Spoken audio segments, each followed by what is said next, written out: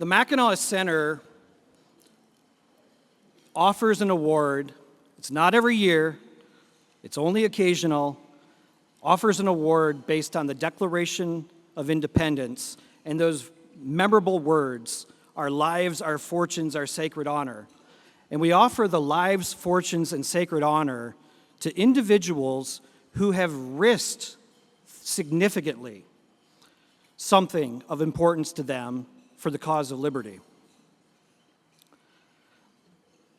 My friend Terry Bowman is a longtime member or employee of the Ford Motor Company. He was a UAW member, and years ago, Terry discovered that his union dues were going to political causes and candidates that he did not support. Imagine that. So Terry could have done the easy thing. He could have shrugged and said, well, I need my job. I guess I'll just have to pay. But that's not the kind of man that Terry is. So he decided to do the right thing at great risk. He founded a group called Union Conservatives. And this organization began to speak out about the corruption within his union and within organized labor. And he began to call for an end to forced unionism.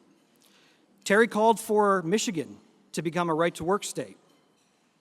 And he began to share his message with anyone who would listen through the media, in legislative chambers, and even on the line with rank-and-file fellow union members.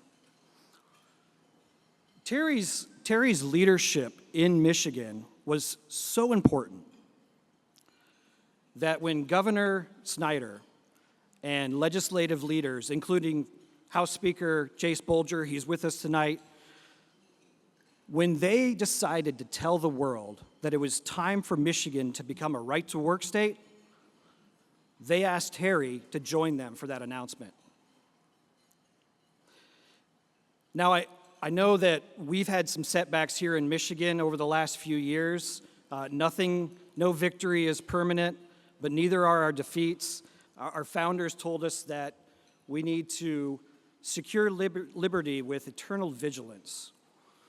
And so, as we look at the policies that have been under attack here in Michigan over the last few years, we need to take hope from the example of Terry Bowman, who did the impossible in standing up against a powerful, powerful opponent.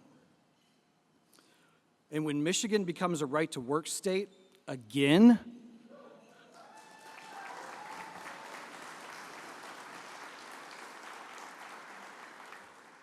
when we do it a second time, it will be because we never gave up hope and we never quit on the cause. Now, since those early days with Union Conservatives, Terry has gone on to empower millions of workers around the country. He continues to advocate for worker freedom here in Michigan. He often works with the Mackinac Center, and he advises lawmakers and policy advocates all around the country. He's gone to other states to tell them how to do what we did here in Michigan. He serves as board chair of the Institute for the American Worker, and now, as a former UAW member, he continues to exercise his rights. Terry Bowman has encountered all the hardships and all of the risks that I mentioned a moment ago, and he's done it with courage and optimism and good cheer. So please join me in welcoming Terry to the stage as we present to him the Lives, Fortunes, and Sacred Honor Award.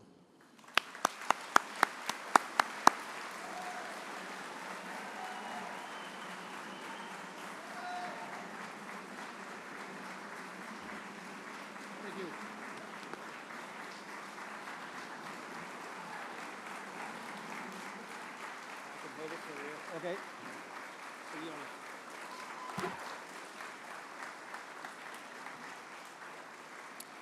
Please sit down. Please sit down. Thank you so much, everybody. It's my honor to be with you tonight.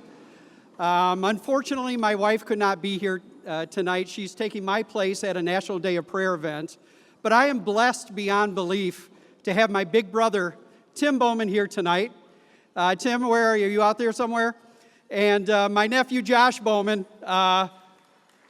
Thank you guys so much for coming. It means so much to me, and I really appreciate it.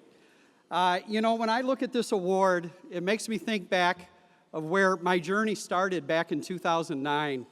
And, as Mike said, I just couldn't handle it anymore, knowing that this union used my union dues for political and social causes that I disagreed with. So I said, somebody's got to do something about it. And when you say that, it's going to be you and nobody else that does it. So, I started traveling the country and talking about worker freedom, what we call worker freedom. A lot of people call right to work, or shorten it down to RTW, as opposed to what the unions were offering, which is forced unionism, also known as FU. It's only funny because it's true.